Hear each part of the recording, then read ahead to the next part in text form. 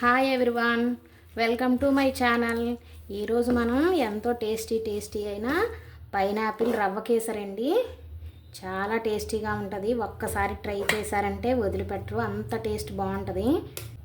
ఎంత మెత్తగా చాలా బాగా వచ్చింది కేసరి. పైనాపిల్ రవ్వ కేసరి చేసుకుందాము. రవ్వ కేసరికి కావాల్సిన పదార్థాలు: 1 కప్పు సూజీ రవ్వ అంటే ఉప్మా రవ్వ, 1 కప్పు పైనాపిల్ ముక్కలు, 1 కప్పు పంచదార, జీడిపప్పు, కిస్మిస్, నెయ్యి మీకు నచ్చినట్టుగా వేసుకోండి మంచిగా. ఇప్పుడు తయారు చేద్దాం. ముందుగా గ్యాస్ ఆన్ చేసి ప్యాన్ పెట్టుకుందాం. నాన్ స్టిక్ది ఉంటే నాన్ స్టిక్ది పెట్టుకోండి, నాన్ స్టిక్ లేకపోతే కొంచెం అడుగు మందంగా ఉండేది పెట్టుకోండి. ఇప్పుడు నెయ్యి వేసుకుందాం.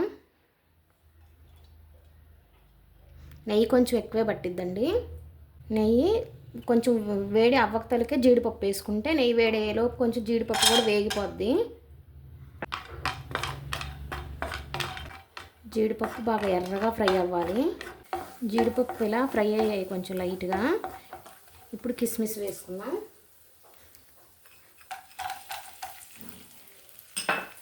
జీడిపప్పు కొంచెం వేగాక కిస్మిస్ వేసుకుంటే కిస్మిస్ జీడిపప్పు మంచిగా ఫ్రై అయిపోతాయి ఒకేసారి. జీడిపప్పు కిస్మిస్ 2 ఫ్రై అయ్యాయండి. ఇప్పుడు ఈ గిన్నెలోకి తీసేసుకుందాం.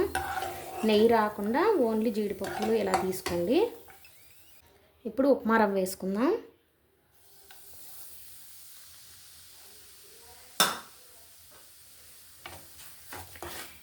ఇప్పుడు ఈ నెయ్యిలో ఈ రవ్వ బాగా ఫ్రై అవ్వాలి.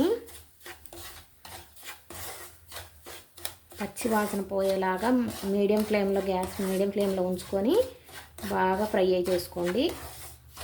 ఇలా కొంచెం కలుపుతూ వేయించుకోవాలి రవ్వ, లేదంటే మాడిపోద్ది రవ్వ తొందరగా. కొంచెం కలర్ వస్తుంది చూసారా, ఇంకా బాగా కలర్ రావాలి రవ్వ. అప్పుడే రవ్వలో ఉండే పచ్చివాసన అంతా పోయిద్ది, మనం తినేటప్పుడు చాలా టేస్టీగా ఉంటుంది. రవ్వ ఇలా ఎర్రగా వేగిపోయిందండి. స్మెల్ వస్తుంది, మీకు తెలుస్తుంది మీరు వేయించేటప్పుడు. వేగినది మంచి స్మెల్ వస్తుంది. కేసరి అంటే కొంచెం నెయ్యి ఎక్కువ వేసుకొని వేయించుకోవాలి.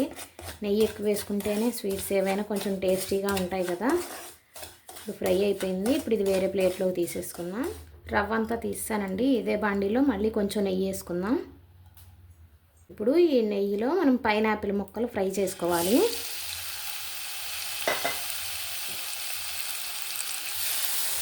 పైనాపిల్ కొంచెం బాగా పండిన పైనాపిల్ తీసుకోండి. ఈ నెయ్యిలో కొంచెం ఒక 5 మినిట్స్ అలా ఫ్రై చేద్దాం వీటిని. పైనాపిల్ ముక్కలు కొంచెం చిన్నవిగా కట్ చేసుకోండి. పైనాపిల్ ముక్కలు ఒక 5 మినిట్స్ బాగా నెయ్యిలో ఫ్రై చేశానండి. ఇప్పుడు మనం ఏ కప్పుతో అయితే రవ్వ తీసుకున్నామో అదే కప్పుతోటి ఒక 5 కప్పులు నీళ్ళు వేసుకోండి. మనకు పైనాపిల్ ఉడకడానికి రవ్వ ఉడకడానికి సరిపోతాయి. ఒక 5 కప్పులు నీళ్ళు వేస్తున్నాను నేను.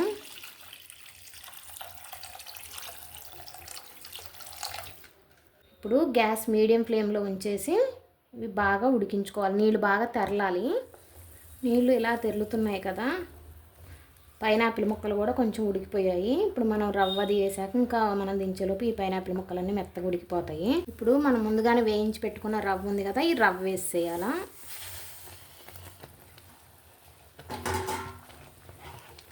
గ్యాస్ సిమ్లో ఉంచేసుకోండి.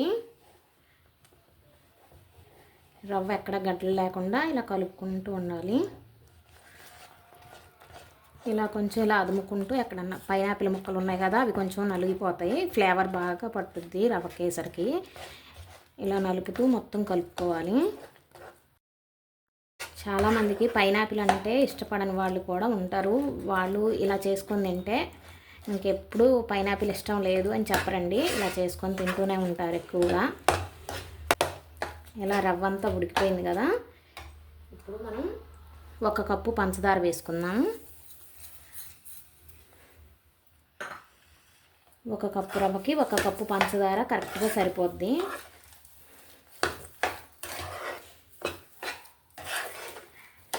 గ్యాస్ సిమ్లోనే ఉంచుకొని కలుపుకోవాలి. ఇప్పుడు పంచదార అంతా వేడిగా ఉంది కదా, తొందరగానే కరిగిపోద్ది. ఇలా కలుపుతూ ఉండాలి.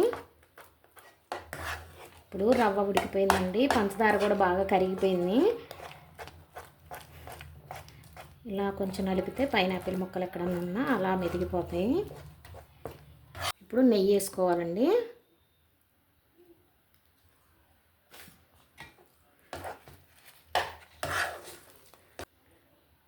కలర్ అండి, కొంచెం వేస్తున్నాను, ఎక్కువ వేయట్లేదు. కొంచెం వాటర్లో కలుపుకొని వేసుకుంటే బాగా కలిసిపోద్ది. ఇప్పుడు యాలకుల పొడి, జీడిపప్పు, కిస్మిస్ వేయించుకున్నాం కదా, ఇవి కూడా వేసేసుకుందాం. ఇంకా కొంచెం నెయ్యి వేసుకుందామండి. కేసరిలో నెయ్యి ఎక్కువ పట్టిద్దని చెప్పాను కదా, మనం కప్పు రవ్వ తీసుకున్నామంటే అరకప్పు దాకా నెయ్యి తీసుకోవాలి. ఇలా ప్యాన్ నుంచి సపరేట్ అయిపోతుంది చూసారా. నెయ్యి మంచిగా వేసుకుంటే ఇలా బాగా అతుక్కోకుండా బాగా వస్తుంది.